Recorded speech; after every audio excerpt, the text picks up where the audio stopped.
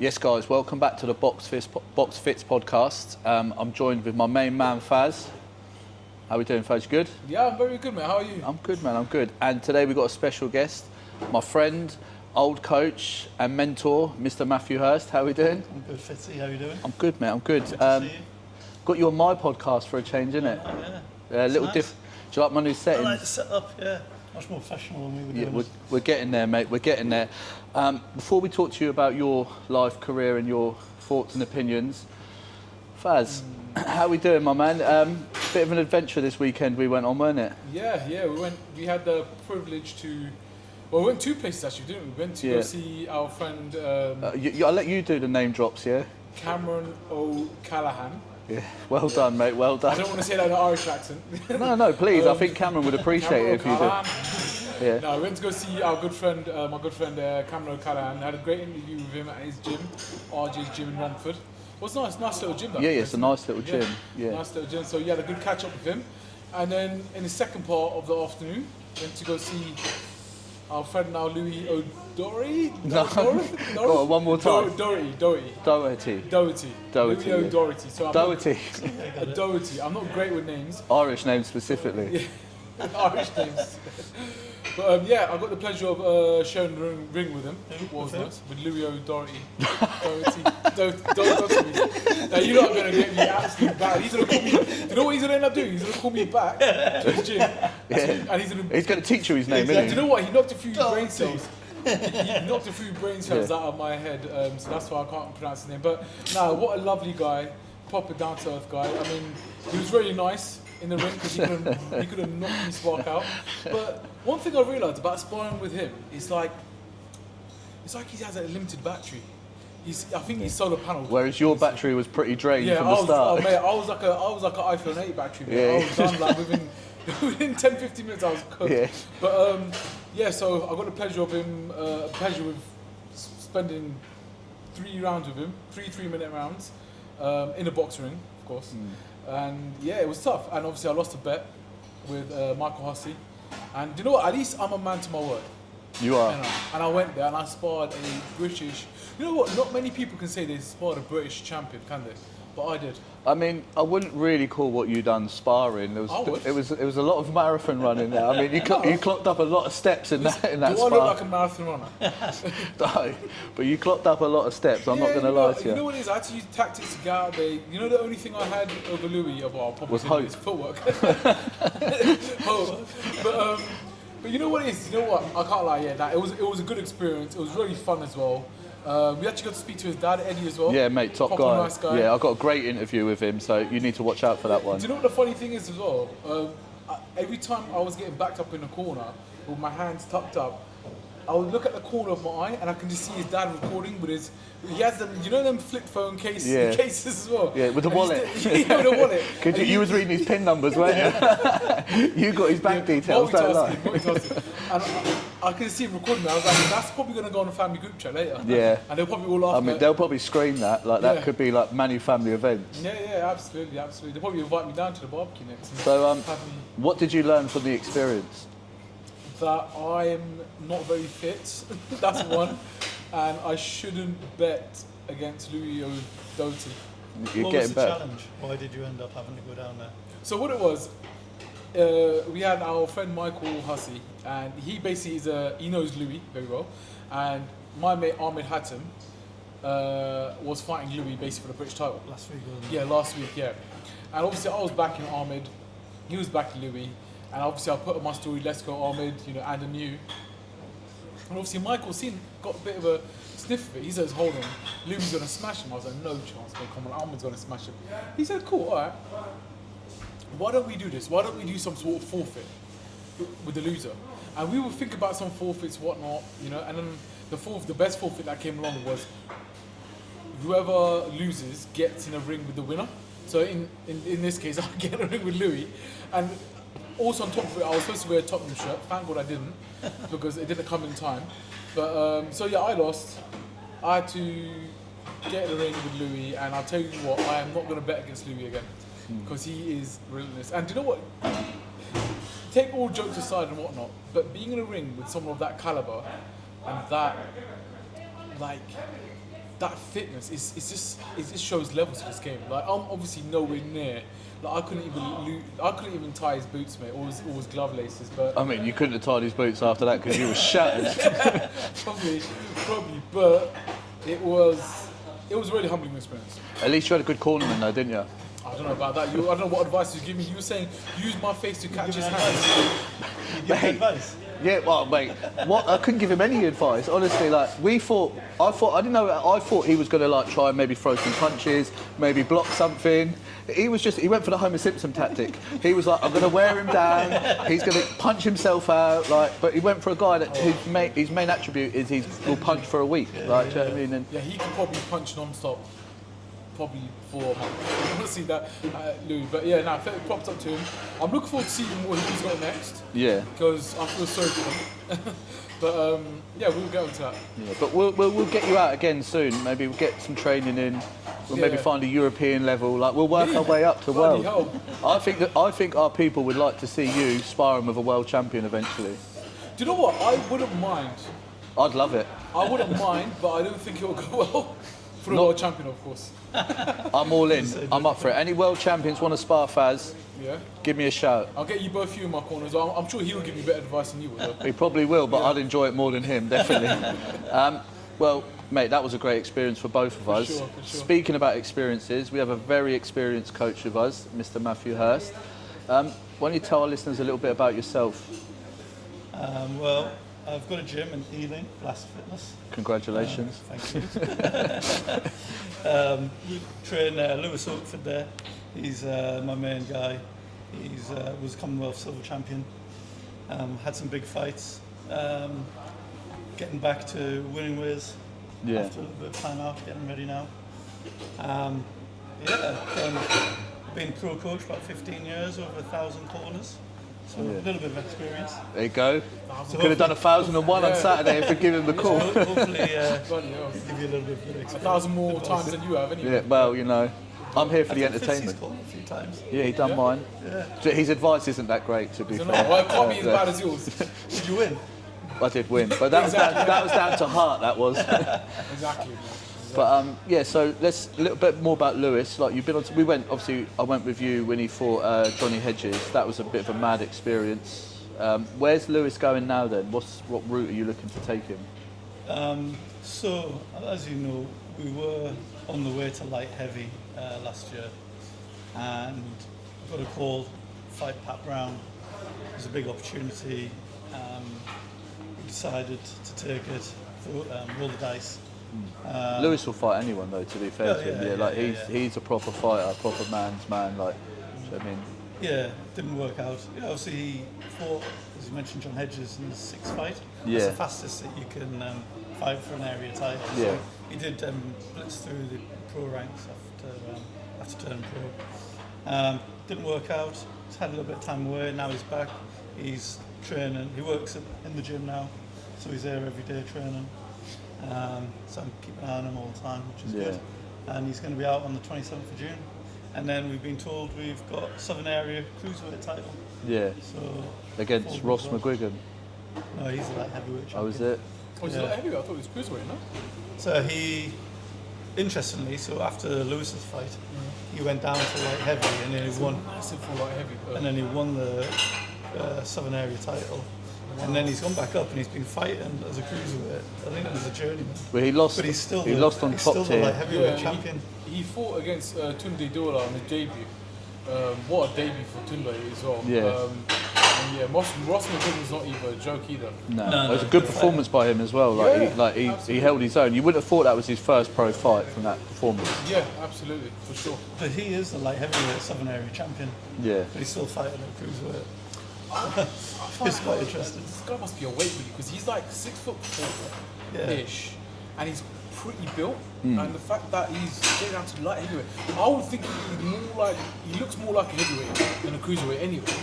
And let alone becoming a light heavyweight. I don't know how these guys get down. I mean, we'd struggle, to be fair, wouldn't we? Oh, definitely struggle. Yeah. Maybe that's what we go for. Maybe we go heavier for your next bout. Heavier. Yeah. What, from 60 kilo to 63? Yeah. Yeah. We slowly got up the ranks. We slowly got up the weight ranks. But yeah. But let's start discussing recent boxing events. So last night there was a big show in front of the pyramids. Yeah. I thought it was actually a brilliant show. Like I more. thought it was a good show as well. I mean, it had a lot of surprises on it. It wasn't just like, a great show for the fighting. It was like, I think every fight had a great story. If we start with Sanchez, I mean, I didn't see that coming, to be honest with you. I did. I was really looking forward to it, and I wanted to see how good Torres could be. But he is a small guy. Got found out really, didn't he? Yeah. Too small. Yeah, I mean, I said it on Instagram, and I got a little bit of heat from people telling me like, they think he is good enough. I think he's a good fighter, but size, when you get to the elite level, you can't give anything away. And if you're giving away size or speed or power or your chin isn't good, you're going to get found out. Like, Sanchez is a good fighter. Yeah, he's a good fighter. As he showed us yesterday. But I think for Torres, I would look to bring him down to like something a little lighter, maybe. Like You I think don't. so? I would see. Look, for me, Got one loss, isn't for me, I think he's got the potential to get to world level, but he won't get to it at heavyweight. So your question is, do you stay up there and become an average heavyweight and earn fairly decent money, or do you try? Is it this bridger weight, or like even take him down to that bridger weight and see if he wins a title and build him back up? Maybe it's really what he wants to achieve. Out of all the current heavyweights, who would you see him beating in the top 10? In the top Torres? 5, let's forget the top 10. Go to the top 5 because that's where it's I would at. say none. I don't see him I think beating any of he'll them. give Hergovic a good fight. Who? Of how awkward. Torres. Yeah, do you know what? No, the reason why? One, Hergovic is like, his skin's like bloody paper. Yeah, it gets cut easy. That's one thing. And also, he likes to move a lot. And I don't think Hergovic hits as hard as some of the Frank Sanchez. Torres has mastered the party piece, hasn't he, Matt? You won't know about the party piece. Matt, tell Faz about the party piece. The party pick. So one of my assistants, John Patterson, he's 82, and he loves. 82. He's 82 Oh, years wow. old. Yeah. He has 82 retired years young. He's retired. from boxing. John. Yeah. Nice, He's not so- fighting so- anymore. Well, when you see him He's in still the shadow gym, boxing, you see him yeah. in the gym, you wouldn't think so. But yeah, he's got the party He's a piece. step away, so he loves stepping away, stepping back. Oh, that's his like. That's what he loves tactic. it. Step away, yeah. Yeah. Try and like draw the lead hand. Oh, And okay. then like come back. But he loves it. He calls it the party piece. The party. That's his secret trick. And I mastered the party piece. He loves me. He's always uses me like, he's like, look at it, do the party piece. But he's a good boy. Yes, But he's Scottish as well. no, he's Irish. I just, That was a good Scottish accent. yeah. Have you got a Scottish accent? Oh, no, let's not talk Yeah, about your the accents. We won't bring your accents up. But so, if we discuss both these fighters, so let's Torres first. Where would you go with him now as a coach? Where would you take him? I would take him down to cruiserweight. I think he could do something cruiserweight. Would you not drop him Bridger first and bring him down slowly, or? What is bridgerweight really? But, but it's a does world. anyone If he gets a belt, it's a recognition, isn't it? Or I'd maybe go to Zuffa. Yeah. Seem to be trying to go down their own route. You love the money route, though, don't you? Well, I'm just trying to do the best of my fighters. That would be all. Yeah. Your fighters. After yourself. And then for Sanchez, Well, I'd be looking up. I'd be going for Hergovic. Be a good next fight. Yeah. do you think Hergovic will want that though?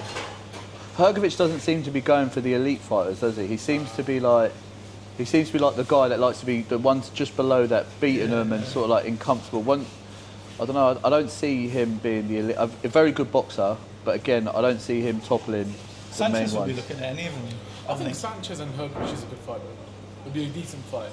But I do feel like Frank Sanchez could get rid of Hergovic. I'm not saying Hergovic is bad, but I just don't feel like he's got that.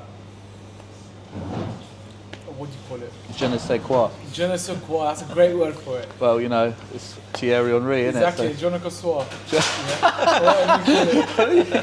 Sorry, French is not my first language, but he's not got that oomph, let's just say. Yeah. Yeah. At world level, I think that's where he will come short. But then, I could be wrong. I mean, they're looking at him and Otoma, Yeah. and I think Otoma will run him over, personally. I wouldn't have that. I'd have one more fight for Atoma before that because Hergovic is still a quality operator. And yeah. maybe I'd get one more out for Atoma with the aim as that's the next one. Like, you just get one more and then we're going for Hergovic. Absolutely. Who would you go? Hergovic, I think, is the logical next step for him. If you're saying he's fringe world title level, he then is the obvious choice for me. 'Cause Yeah, he's I really mean, highly ranked but then now in all the government maybe bodies. someone like Ruiz. Yeah, I mean, he's not doing much for me. But that's what I mean. Like, he's not active. Get that one more fight against someone better. Do you know what I that mean? would be Like a good. step up, and then we'll go for Hrgovic. Moving on to the next stage of the card, Jack Catterall, and I'm not even going to pronounce the name of the guy who was fighting. I'm going to leave that down to you. Giasov. Giasov. Yeah, pronounce that one right. Giasov. Yeah, you got that one, didn't Why didn't you you? pronounce that yourself? No, I'm joking.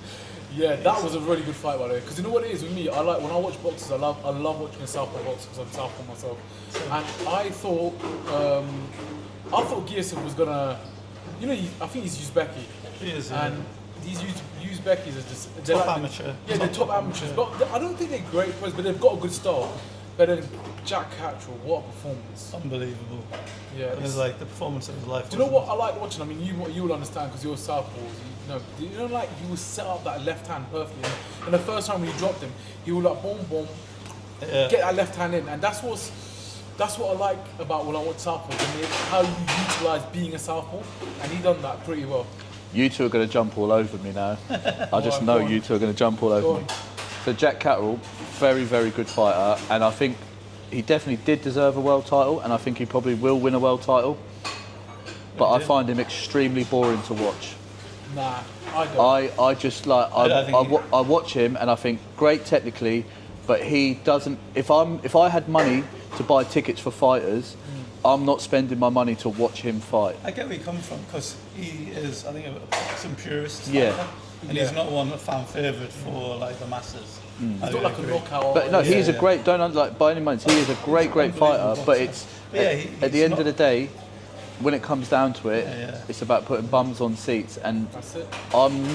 I just wouldn't like. I don't enjoy watching him fight. I respect him, and I think he's a great fighter and the skill. But for pure entertainment, it's like. Yeah, I can understand that. And he seems to always do 12 rounds. Like he just pretty much always does 12 rounds. Like I mean, if you're a boxing fan and purist like how I am, or and we are, I like watching him. I can watch him all the time because one, he's a southpaw and he's a really good southpaw, and he's good at boxing. But obviously, if you look at the casual fan, you wouldn't want to see him in the main event. so, do you think Rowley will take that fight then? Yeah. I think he would. Yeah. He's been complaining and he's not been getting any fights, has he? Yeah. Yeah, but I don't see Rowley winning that fight. I don't either. And I think I kind of see like Catterall's a type of fighter. He sets his game up to stop you. Do you know what I mean? And I feel like Rowley will be like, this is going to be a very, very like tough night, and I'm likely to lose it. And it's like, do I really want this? Like, and Rowley doesn't come across to me as a fighting man. Like, do you know what I mean? Well, he's world champion, isn't he? Yeah, but he doesn't like Adrian Broner was a world champion, but he's not a fighting man. Do you know what I mean? He was Like, saying though he's not had any fights and everyone's avoiding him. So if he's calling them out, He's a really good boxer though, Rolly Murray. He is a He's good really boxer. But I just feel like right now, if I saw Jack Catterall and Rolly Murray fight, I feel like Jack Catterall will get the decision. It will be like it'll be a good I fight. agree. It'll be a good I fight. completely agree. It'll be a 12 rounder. But and I don't think Catterall will batter him, but I think he'll edge it. Yeah, I agree. So Giasev, I think he's pretty much done now, isn't he? Like he's not like going to achieve anything major in boxing. I don't see him. I actually think he could come again. Good man. I think he's a very I- skillful fighter. He's a good fighter, I think yeah. Catterall just negated everything he done yesterday, and I think actually he could come again. Depending on who the I opponent see him now as a stepping stone for the next couple of fighters, and then I see him fading off. He'll make some money. But for Catterall, I'd like to see him fight Rowley. I actually would really like to see him win a world title, because if anyone deserves one, apart from myself, it's definitely him. Did he not win it yesterday? Was he No, not he over won. Like, a proper world title, not a world ABC 1, 2, 3. Do you know what I mean? Light, middle, heavy, stroke. Do you know what I mean? A proper world. Look, there's too many belts in boxing. Like, at the end of the day, you can't have like 700 world champions. Do you know what I mean? At 3,000 different weight categories. That's do you why know what I they do it. They want everyone to feel a bit special. That's why they've got the interim, they've got the international. And this is Well, all give him a medal that says "well done." Do you know what I mean? Like, That's it, yeah. like Nice passing one medal. or two world champions. That's it. Everyone else, do you know what I mean? Give them something to aim for. If everyone gets a trophy, then no one's actually won anything, have You'd they? be advocate for Zuffa then, because that's what Zuffa want. They want one belt for every. Zuffa, I'm down. If you're looking to sponsor, I'll promote you. I've got you, baby. Dana, 079 me. It would be You great. look like Dana as well. That's the look It I'm would be going for. great. Dana's a It's handsome just man. Do you think so? Yeah, like one champion, he fights a number one contender, and then every other fight he can fight someone in the top 10. And all there is going to be like quality fights all the time, like one champion. I just feel I'd like, love to see that. I think people will miss out on being a world champion. Well, yeah, but it should be the pinnacle. Is that Fabio Warney? We just said everyone can't be. Just Yeah, true. This was good. So let me ask you this then. medal. Let me ask you this, right? So you say everyone should have. Who do you see as the best? Let's just say heavyweight. Who's the top heavyweight in the world?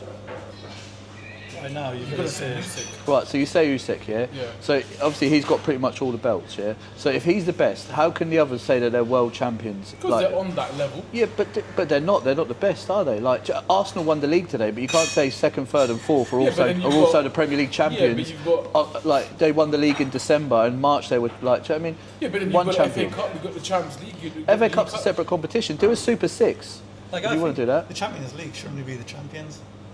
I think that as well. I'll agree for the start of next season, but if we win it this year, Yeah. I'm a big advocate for runners-up being in there. Absolutely, absolutely. So let's move on now to my man Hamza, mate. Arsenal fan. Yeah, he is. I've got a lot of love for Hamza, great fighter. Obviously, it was kind of a token world title. It was a mismatch as well. On paper, real he looked good on paper, the opponent, but Yeah. But one he thing was- I've got to say though, Hamza Shiraz does look a lot better under Andy Lee. Yeah. That left hook, he's very like, I think, his first fight was with Belanga, and he absolutely ripped Belanga to pieces at that super middleweight division. And now he's going to fight, I think it was Alan Begic. And I know Alan Begic is not great, I don't think he's world level, but if you saw him in a fight, Hamza never used to fight like that at middle. Do you think that's some of Emmanuel Stewart coming out? Yes. Yes. I feel like See some Hearns in him. yeah, like getting that. a bit of that Kronk style in, like getting that aggressive, because he's very aggressive now. Like them left hooks Yeah. he was throwing them from like it's about 5 at a time. Yeah, yeah, and he was hurting. I mean, he was definitely hurting him, and Yeah. I think Hamza Shiraz. He looked much bigger. He looked bigger as well. Yeah, I think the thing is, I've seen him in real life as well, and I just did not understand how he made 160. He's tall, 6'3". He's pretty broad as well. He's like wide. He looks like a genuine. Like I think light heavyweight. He's pushing him. He can go cruiser if he wanted to. But the fact that he was making middle before, I just don't understand. But obviously, it's just genetics, You know, some boxers have like slimmer legs so they can make weight, things like that. Good but, dietitian. Yeah, probably. Yeah, absolutely. But he must. There's no way, and you can probably give me a bit more insight on this. There's no way he weighs.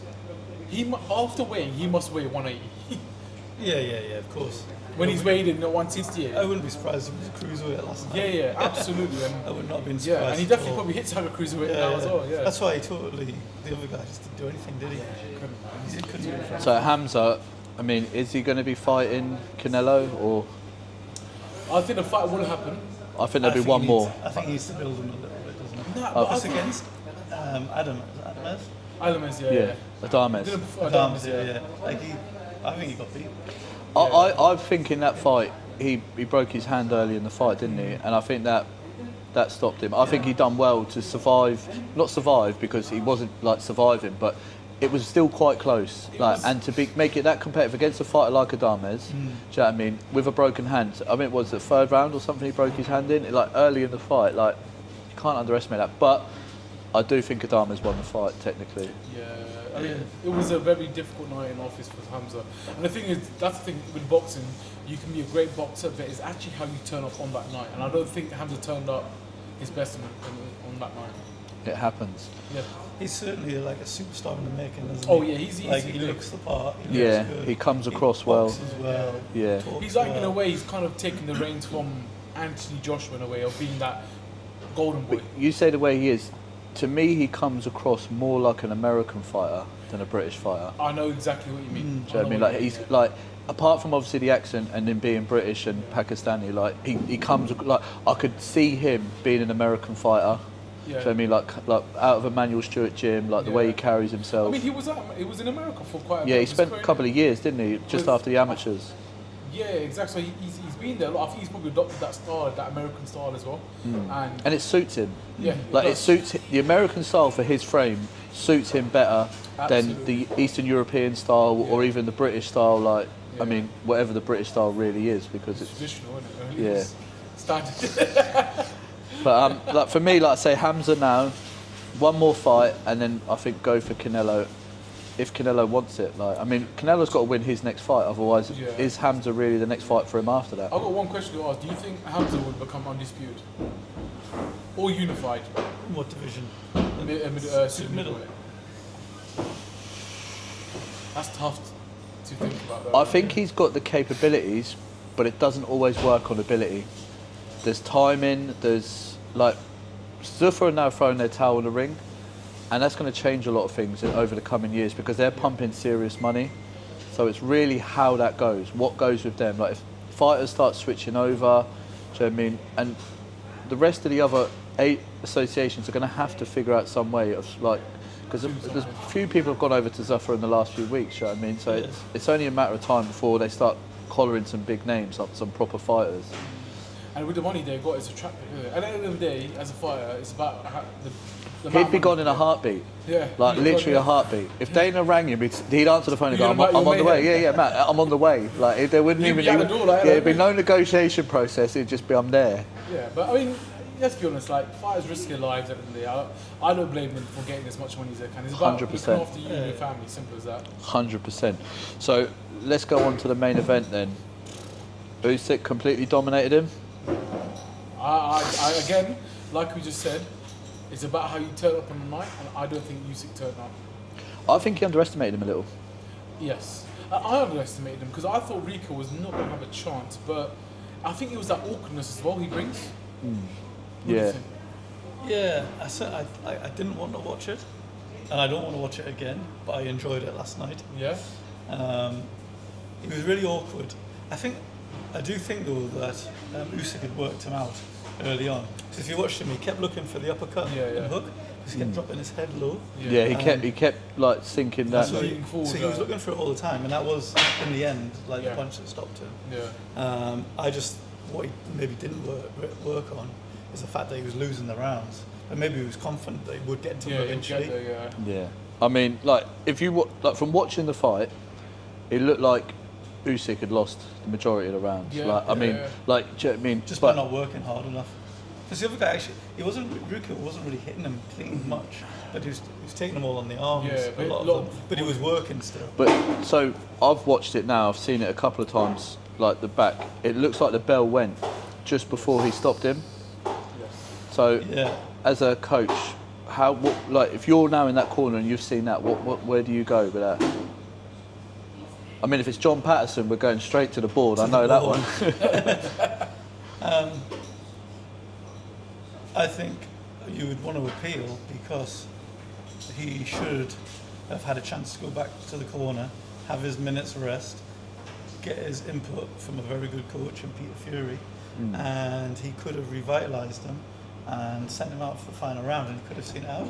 Personally, I think he was out on his feet and he would have got stopped. I don't see him surviving the next round. I don't think he would either, but you don't know, and, and that's been taken away. He should, but whether I believe it or not, he was entitled to that opportunity. Yeah, he was. Do you know what I mean? And I do think, although I do think the referee stepped in slightly early because I feel like he wasn't fully catching him clean.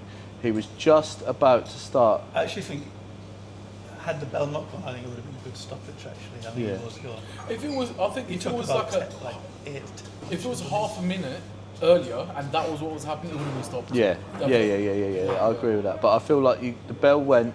I mean, obviously, the referee in the heat of the moment may not have heard the bell. Like, it's easy for everyone to sit back and watch it and have it on the TV. I was trying to watch it back a few times to see, because he moves around the back and he's trying to get in, isn't he? Yeah. And I was trying to work out if he was trying to do it just before the bell went and he was too slow, I think he or the bell went and then he went in. But I do believe that the klaxon would have went. He would have heard the klaxon. And in that position, I feel even if the bell hadn't have gone, I would have been like I'm saying to you, 30 seconds earlier, a minute earlier, stop it. But when you know that the bell's about to go, and like I said to you, he wasn't getting concussive blows where he's now in major trouble. He was getting tagged a lot, and he was on the way, and I would have stopped it earlier. But at that point, your referee must know 1, 2, 3. Like it's like I'm going to let him get to the end of the round, and then obviously the bell went. What's interesting today is Usyk. Everyone's now saying, "Is he done? He looked like old. He looked his age." You're only as good as your last fight. Yeah. He does look a bit. I mean, maybe age is catching up to him. He's 40, 41. He's 39, I think. He's 39. 39, okay, so, yeah. You know, but like all these fighters, when they get towards the end of the play, they all decline. Fury, AJ, Usyk now. You know what I mean? So it's just like. But if he went to the 12th round, we wouldn't be having this conversation. Probably if he stopped him, Probably Yeah. not. It would just Yeah. be- But then, do you think Usyk actually performed well throughout that fight as he normally would? I don't think he did. Nah.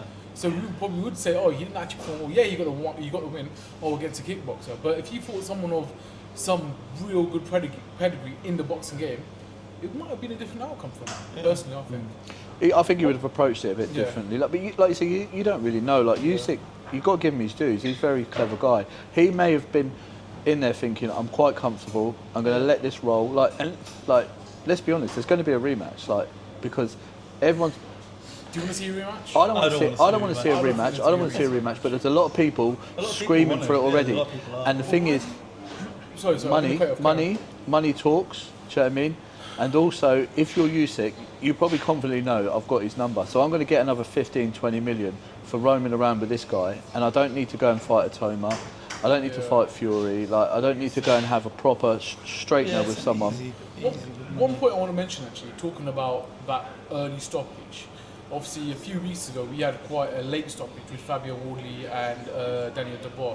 And one thing I want to ask you as a coach, where is a fine line for a referee, or where is a fine line for a coach of where a fight should actually be stopped? Because like yesterday, a lot of people say it was too early, he was fine, he should have carried on. And if you go 2-3 weeks back, oh wait, like Fabio Wardley could have died.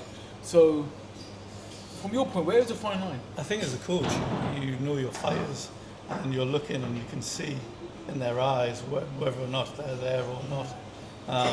But it's really difficult, right? Because you stop it too early, everyone's going to say, why have you done that? They had a chance to turn it around. Yeah. And then the worst case is you don't want anyone to take more punches. But I than they think, need sorry, to. I think the one thing was with Wardley though, he was getting hit heavy by Dubois. We're not talking about like a lot of Usyk shots were like tap, tap, tap, bang, tap, tap, like, do you know what I mean? He was working it. Like Dubois was hitting him with shots like that. I don't know how that man stood up. Do you know what, when I watched that fight, I actually think that Wardley was knocked out a few times and then he was punched back round it again. Well, he was at knocked one out, point and then he got hit again and then he brought it back. if in the 8th or 9th round or whatever it was, he went to the corner, had his minute, come back out, and he was still on unsteady legs. Like he's still that is dangerous. like for me, I get there's a fine line. I get it can be difficult to tell, but for me that line was very visible and very obvious in Wardley fight and should have been stopped a lot longer or a lot earlier than what it was. Okay, one quick question. You watched the fight, right? The Wardley and Dubois fight. Yeah. If you was Wardley's corner, when would you have thrown in the towel or taken him out? In what round, if you can remember? Well, he had a very good round in 7, didn't he? And then, Sure. well, he'd had a better one, 7, 8 or 9. Would have taken him out, said, Possibly up to Yeah, I 9. think the I'd 7th. have to watch it back again. Yeah, just to be exactly I think sure. in the 7th round and with the 2 knockdowns, he was probably still in the fight. Yeah. Yeah. But after the 8th round for me, because I think he come out of the 8th is when he done the stumble, and I was like, this is done now. Like, stop it. Like, I think regardless of a title and regardless of like the occasion, at the end of the day, as a coach or as anyone, you're there for the health of the fighter. Yeah. And boxing is a dangerous sport. There's been guys, I think, what was it, Nigel Benn when he fought McKellen, he made him, into a wheelchair basically, like, and you don't want that for a fight. Obviously, boxing has changed from then. It's a lot more, it's a lot better. But that's the thing as a fight, as a coach, like, would you be able to forgive yourself if something did happen to your fighter? No, you wouldn't. It's a really fine line Exactly. for the coach and the referee. Yeah. To like make the right call. Yeah. And you're pretty much damned if you do, if you're damned if you don't. Yeah, absolutely. Yeah, I wouldn't want to be the ref, and I suppose as the coach, yeah, you've got to make the right decision. Yeah. I've not had to yet, so. Hopefully you're not in that horrible Yeah, position. exactly. Yeah. So we'd hope you make the right decision. so before we wrap this up, Faz is going to be asking our guests a question, one ultimate question. I think you two was having a little chat earlier about something. You're not going to remember this now, are you? I'm not gonna. Can you give me a little clue? I completely forgot myself. Oh my god! What were You you? know, I remember. You He got- asked me what I hated. Oh yeah, my okay. pet So, peeve in boxing. yeah. Thank you for that, Matt. Yeah, so I actually forgot. So I'm so focused on the products. So as a boxing coach, obviously you've had 15 years in the game. Yeah, half my age actually. What is your biggest pet peeve in a boxing game? But I told you before, mine in professional boxing is ticket sales. You've just seen Steve Goodwin, one of the biggest promoters south of England, saying that he couldn't continue and he's wrapped up like the promotional side of his business. Promoter of the year 6 times in a row as well. Yeah, exactly. It's a massive loss for boxing in south of England, professional fighters. What do you think is the issue though with the whole ticket selling business? And everything? Is it just too political, or is it just With the model of the business, it's down to the fighters have to sell the tickets. Yeah. And if you don't sell the tickets, you don't get and the thing is, we do see a lot of good fighters out there that just don't sell tickets and they become genuine. Yeah. Jordan Granham. Robbie Chapman. Yeah. Well, we had Steve Goodwin on our podcast, and he said the best fighter he's ever had was Jordan Granham, but he just couldn't sell tickets. And like, if you go watch that guy fight, I mean, he's one of the few fighters I've ever seen that just decides on the night. Whatever's going on, whatever goes on with him, he just decides. I'll give all fighters who are listening a bit of advice: never fight a good journeyman in December, because they take January off, or they take the rest of the month off. Okay. So they'll usually come out game in December. Okay. So just be careful. That's my bit of advice for any fighters listening. Thank you for that, Matt. It is tough. I mean, small boxing is like the foundation of British boxing in whole. Like, without a lot of small shows, there won't be the next big star and whatnot. Look at, like, for example, a great example is Jack Rafferty. He's climbed up the ranks from small, had 20 fights in small, and then obviously got himself on the big stage when he beat Henry Turner and just kept on going. Like, so many fighters have come through the small. Lewis Hopford's come through, Johnny Garton, Brad Pauls. From your perspective though, what solution could there be for fighters, or even boxing as a whole? Could there be a different system? How they sell tickets? Could there be a different way of doing things, or maybe the promoters promote the shows? I don't know. So you're saying promoters maybe need to do a bit more work? I think a clearer gateway to the higher levels, so almost like a league system. Like, if you're saying to these fighters, a lot of these fighters are selling tickets and they're having 7, 8, 10 fights against journeymen, and their fans, or a lot of their fans are friends and family, work colleagues, stuff like that. You need, unless you've got a progression, so if they're going to have 7, 8 fights at journeyman level, they're not going to be able to keep selling. There needs to be a progression. So you have 2 or 3 fights, 4 fights, whatever you need.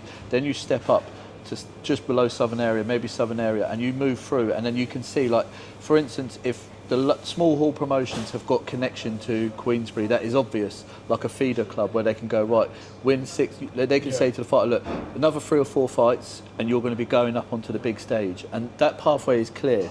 Obviously, boxing is very political, so that pathway is extremely muddy and unclear. On that point, though, Top Tier are a great example of that. Yeah. Their feelings. They recently had a welterweight, Konstantin Ursu, a welterweight that was in Top Tier. Johnny Clark was looking after him, and now he had a fight on Queensberry. I can't remember exactly who against, for the British title, won a British title, and now he's a Queensberry fighter. And that's how I think we need maybe more shows in that middle range of. You've got to look at football system. Or even there's a lot of undercard fights which are high-level amateurs, who having and they're fighting journeymen again. But what you should be having is some of them should be a guy who's had 12, 13 fights, maybe 1 loss against another guy who's got the same. So that they're fighting for their careers, they've got this opportunity for Queensberry. I know it sounds crazy, but even winning a contract type of system, do you know what I mean? Where you this fight, instead of winning a belt, do you know what I mean? If you win this, you win a contract with Queensberry, a 3-fight contract or something, do you know what I mean? A bit like Dana White used to do. The UFC model seems to be quite good for the majority of the fighters.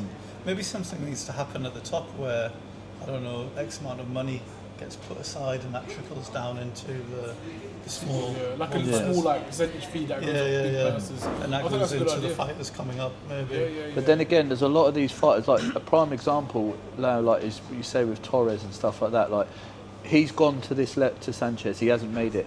Now he's probably going to sit in that area for another 2-3 years. Do you know what I mean? At heavyweight, and he's blocking the pathway of another young lad coming through because he's now got a bit of a name, and people are going to want to see Torres rather than the young lad coming through. Let him have a few fights on a small hall. So I think it needs to be a case of you go up.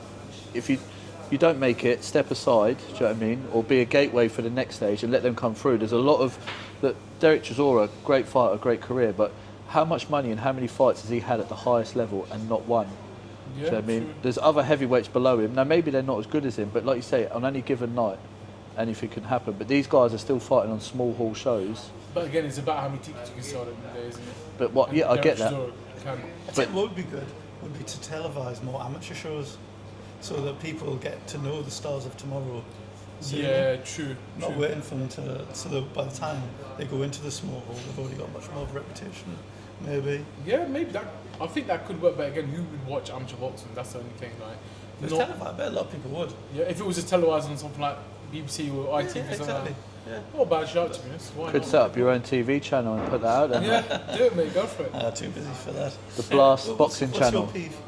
My peeve. Yeah. Oh, mate, you know what? I've got 2 million boxing, but my biggest, I spoke about it on my channel not too long ago, but I just hate the fact that there's people out there that have a strong opinion of boxing, but have never stepped through them ropes. And I'm like, you're talking about so much about boxing and a fighter. Oh, he's crap. She's not good. Da, da, da, but you don't know what it's like being a fighter. And I just don't feel like, I feel like boxing's not like a sport like football. We all played a bit of football when we were young and play around. Football's been around, like football's not like boxing. Boxing is 2 warriors going at it, and they are risking their lives at the end of the day.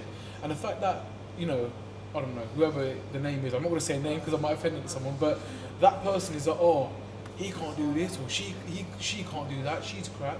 Oh my God, I would have done this. It's like, come on, have some respect for the fighters, because you understand these fighters, they go through training cramps, they diet, they have financial difficulties, there's so many things behind the fighter, and people don't realise that, but they see what happens on fight night and they say, oh, I fight certainly don't finish calling crap or bomb or something. So- That's totally out of order. So I you think don't- everyone's entitled to opinion.